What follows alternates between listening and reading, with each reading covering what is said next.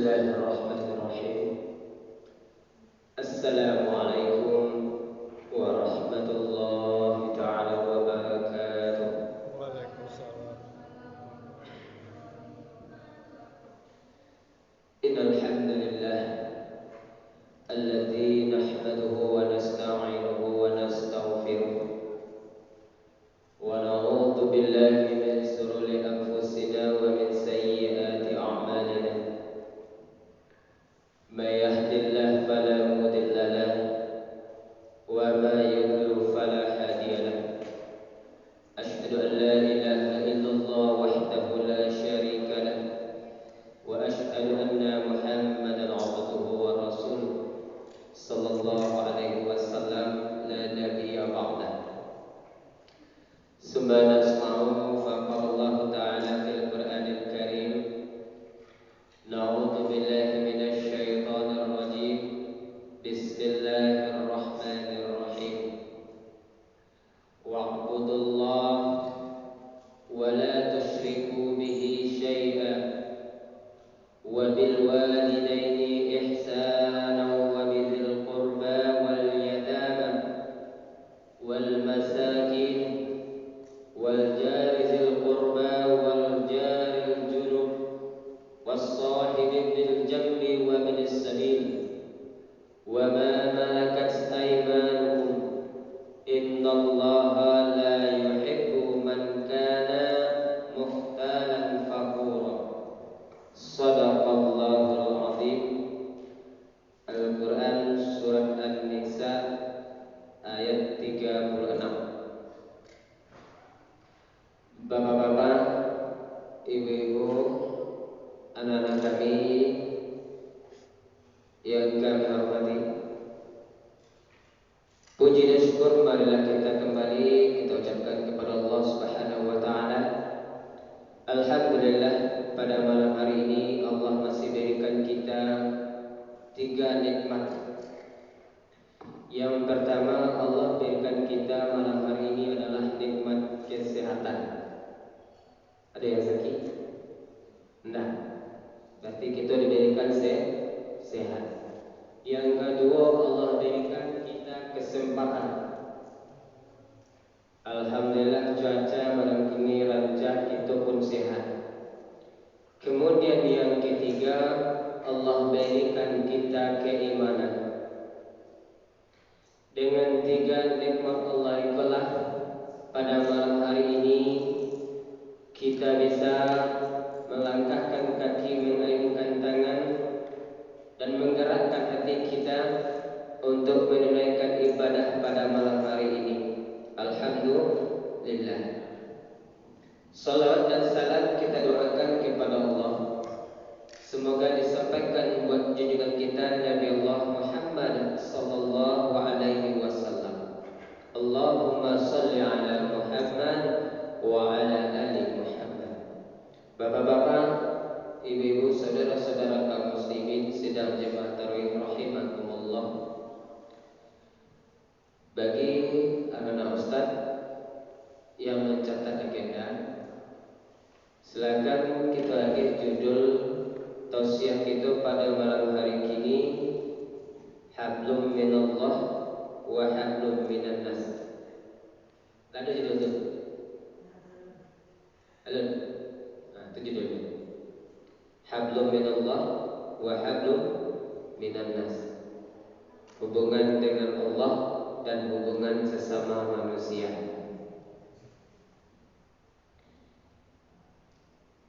Sebelum kita lanjut, Ustaz, bahas ini kira-kira Terserah. terserah. Diserahkan kepada Ustaz. Karena malam kini kok gak lain, Ustaz. Biasanya kalau ceramah Ramadan masa buat dia jamaah apa-apa gitu. Kini masa buat anak-anak gitu. Tentu materinya itu gak beda. Jadi anak-anak kami ikut pondok, Ustaz. Tapis. Pernah tapis ya? Alhamdulillah. Mudah-mudahan anak-anak kita menjadi generasi hafiz dan hafizah tanya. Amin ya rabbal alamin.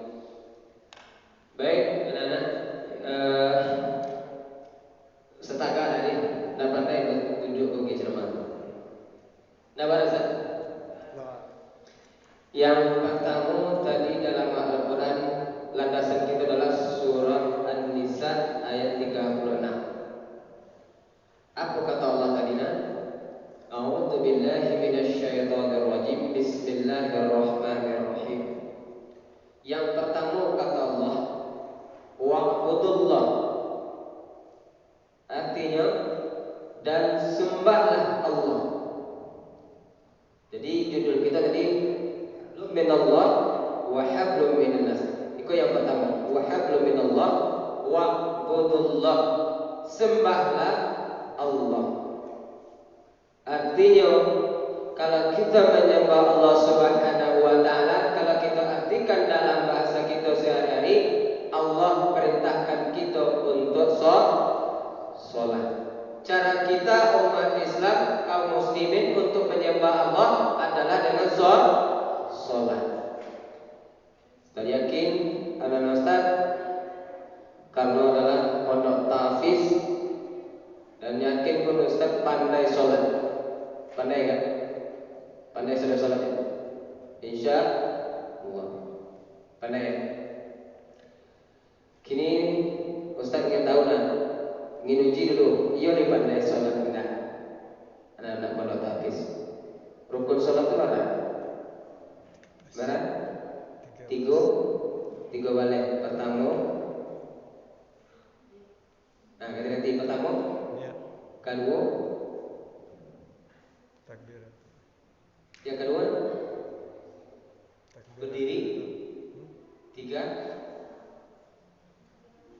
takbiratul ihram. 4, membaca. 5, rukuk. 6, 7, balik. 8, 9,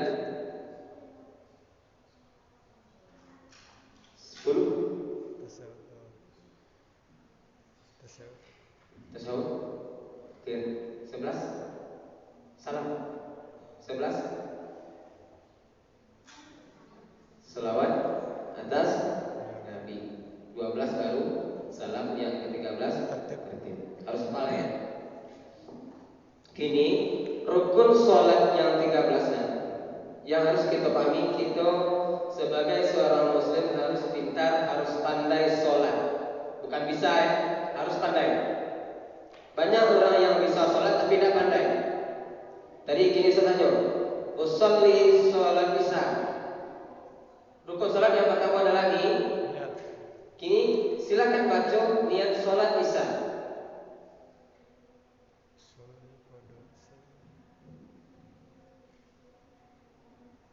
Usolli fardal isya'i arba'a raka'atin mustaqbilal qiblati adaan lillahi ta'ala. Nah, kita kembali. Rukun sholat yang pertama adalah yang kedua. Sekarang kita sholat, niat dulu apa berdiri dulu? Niat dulu apa berdiri dulu? Berdiri? Baru niat. Nah, jadi dalam sholat kita harus pintar. Kita harus pandai, bukan bisa. Karena banyak jemaah yang pandai, yang bisa sholat tapi tidak pandai. Jadi dengarkan ya. Sholat yang pertama adalah niat. Niat adalah pekerjaan hati. Antum kalau mau sholat tergantung apa yang antum niatkan. Innamal a'malu bin niat.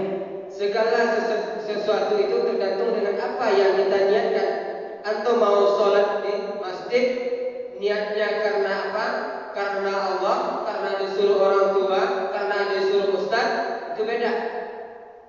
Maka niat sholat harus sesuai dengan apa yang kita lakukan.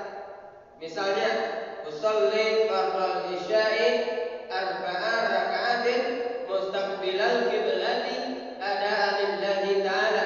Sengaja aku sholat isya 4 rakaat menghadap kiblat karena Allah. Apa yang kita lapaskan tadi, apa yang kita ucapkan harus sesuai dengan dalam hati. Walaupun dari rumah tadi disuruh orang gaib, disuruh orang tua untuk sholat, tapasu datang ke masjid, berarti kan tidak sesuai dengan hati.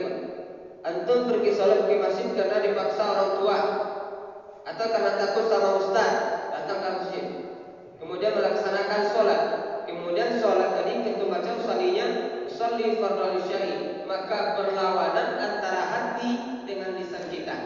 Antum kalau mau sholat sesuaikan hati dengan lisan dengan hati. Nah, maka sholat tadi insyaallah sholat bisa mencegah perbuatan keji dan yang mungkar. Maka kembali kita ke rukun sholat. Rukun sholat yang pertama itu adalah ni. Antum sebelum berdiri harus punya niat dulu. Sebelum mengatakan di depan kau ingin melaksanakan sholat, niat dalam doa. Nah, itu yang namanya niat. Bukan yang kita lapaskan, itu dalam sholli. Nah, paham ya? Sudah tuh. Jadi dalam sholat yang 13 mulai dari niat sampai salam itu tidak boleh kita tinggalkan. Nah, dan Ustaz termasuk adalah salah satu dai yang paling gigih menyampaikan materi sholat itu berjamaah. Kenapa? Yang pertama, sholat itu adalah merupakan tiangnya agama kita. Yang kedua, sholat merupakan ibadah yang pertama kali dihisab oleh Allah. Antum kalau tidak sholat percuma.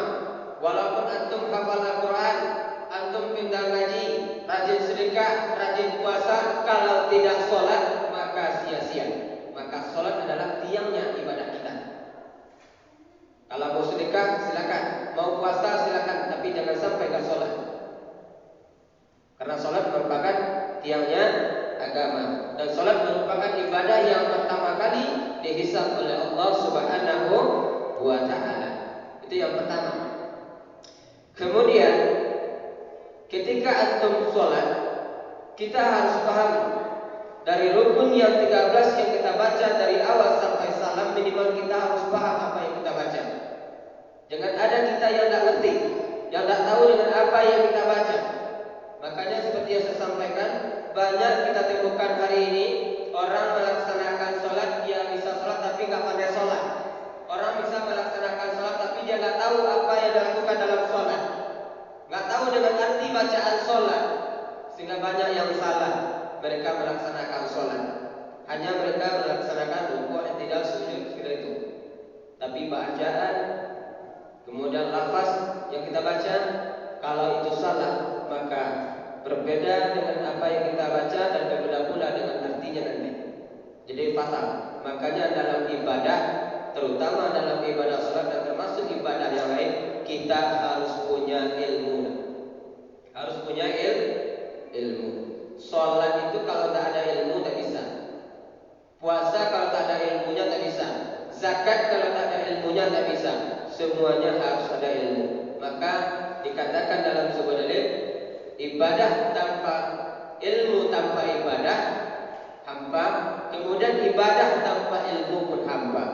Jadi untuk itu, anak-anak Ustaz berharap ketika kita melakukan ibadah, kita harus paham ilmunya, kita harus mengerti dengan apa yang kita kerjakan, terutama dalam melaksanakan ibadah sholat. Ya, itu yang pertama. Sholat merupakan tiang agama. Sholat merupakan ibadah yang pertama kali dihisab oleh Allah Subhanahu wa Ta'ala, dan itu adalah wahablum minallah. Kemudian wahablum minannas, ini dia yang kedua.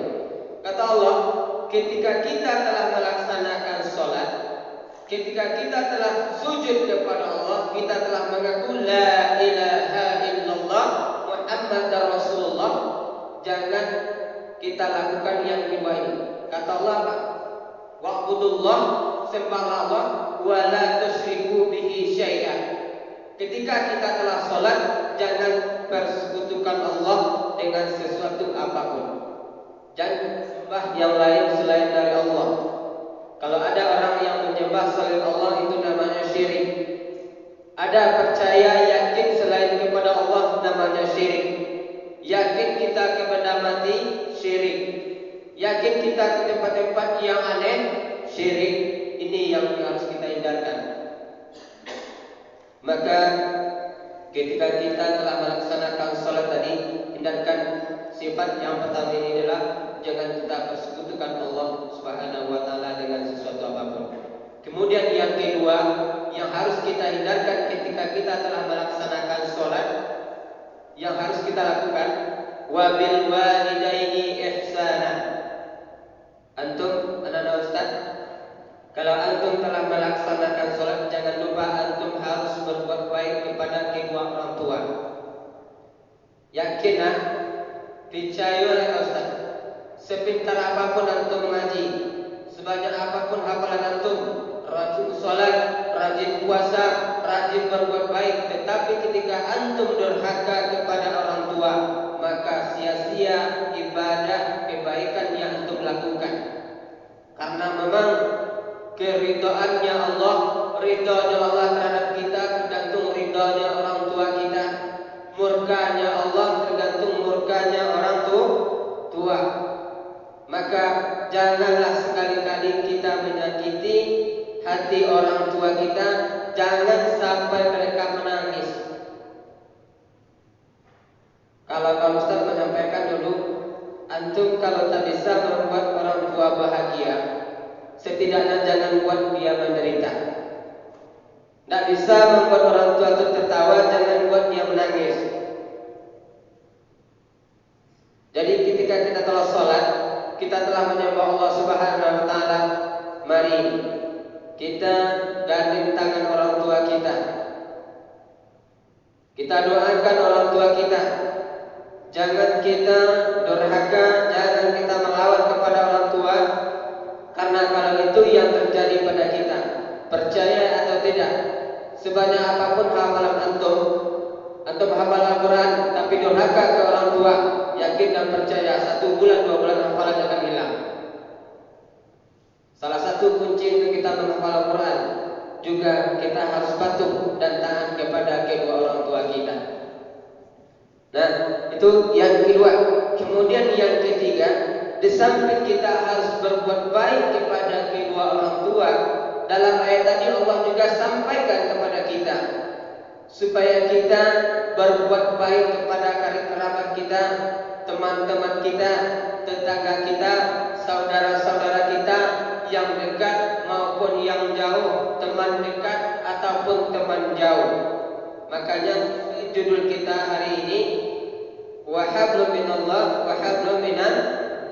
Jadi kita tidak hanya bisa berhubungan dengan Allah Subhanahu wa Ta'ala, tetapi kita juga harus berhubungan sesama manusia.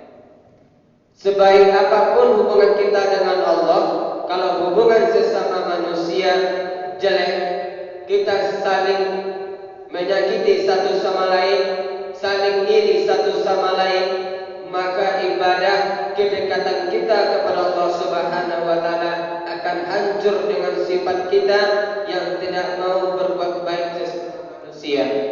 Maka jalinlah kedua hubungan ini, anak Ustaz, jalin hubungan dengan Allah dan jalin hubungan baik sesama manusia. Sesama manusia terutama kepada orang tua kita, kepada para ustaz kita, guru-guru kita, kemudian kepada saudara-saudara kita, tetangga-tetangga kita, teman-teman kita sesama menghafal Al-Quran, harus kita jalin hubungan baik. InsyaAllah kalau hubungan dengan Allah baik, hubungan sesama manusia baik, InsyaAllah kita akan selamat dunia dan akhirat. Satu hal yang harus kita ingat, Allah tidak suka dengan manusia yang sombong dan membanggakan dirinya. Jadi dalam menghafal Al-Quran, saya sampaikan, sebanyak hafalan kita, sepintar apapun kita, jangan pernah kita sombong dengan apa yang kita miliki. Karena sesungguhnya Allah tidak pernah menyukai orang yang sombong dan membanggakan dirinya. Antum banyak hafalan, semakin banyak ilmu antum, semakin banyak hafalan kita semakin tunduk, dan jangan kita bangga dengan apa yang kita hafal. Tetapi banggakan, kita jadikan ini suatu kesombongan apa yang telah kita hafal, ilmu yang telah kita punya. Maka yakin dan percaya suatu saat ilmu itu tidak akan memberikan manfaat kepada kita. Baik, anak Ustaz, jemaah yang hadir pada malam hari ini. Jadi itu mungkin tausiah kita pada malam hari ini. Wa hablum minallah wa hablum minan, hubungan kita kepada Allah dan hubungan kita sesama manusia. Dan sebelum kita akhiri, kita simpulkan hubungan kita dengan Allah adalah dengan melaksanakan wa'budullah, dengan menyembah Allah Subhanahu wa taala, dengan melaksanakan sholat di samping ibadah-ibadah yang lainnya. Maka sholat merupakan dari ibadah yang lain, maka kita utamakan sholat. Kemudian wa hablum minan nas, mari kita jalin hubungan baik sesama manusia, berbakti, berbuat baiklah kepada kedua orang tua, dan berbuat baiklah sesama kita, kepada saudara-saudara kita, baik yang dekat, yang jauh, kepada guru-guru kita, kepada ustaz kita. Mari kita berbuat baik. Mudah-mudahan dengan kebaikan yang kita lakukan memberikan kita keselamatan dunia dan akhirat hendaknya. Amin ya rabbal alamin. Mungkin itu saja yang bisa saya sampaikan pada malam hari ini. Salah dan janggal mohon maaf. Kita akhiri wabillahi taufiq wal hidayah. Assalamualaikum warahmatullahi